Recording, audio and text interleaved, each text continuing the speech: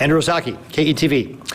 How much will increased testing and having the capacity to random test play in your decision when loosening up the DHMs? So testing is going to be obviously an overall part of the plan as we think about loosening some of these restrictions. What we're really going to be focused on is the healthcare system. Keeping a look at hospital beds and occupancy rates, how many ventilators are being used, how many ICU beds. That is really going to be the key thing, because that's the end game, is to make sure that doesn't become overwhelmed.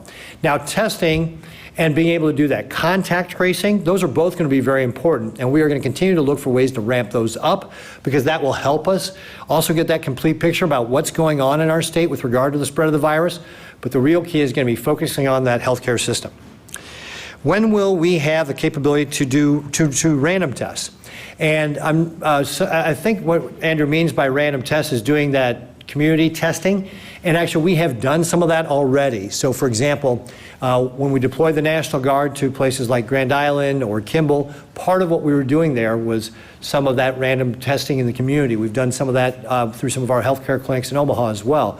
So we are doing some of that right now, but what we really want to do is be able to expand the testing so we can do more of that, to have a better idea of what the prevalence is in Nebraska with regard to how much the virus has really spread. And then how much will you stress to the president that reopening economy should be left to the state and local decisions? And again, I think that we've been working with our federal partners. It's been a great collaboration. We work with our local partners.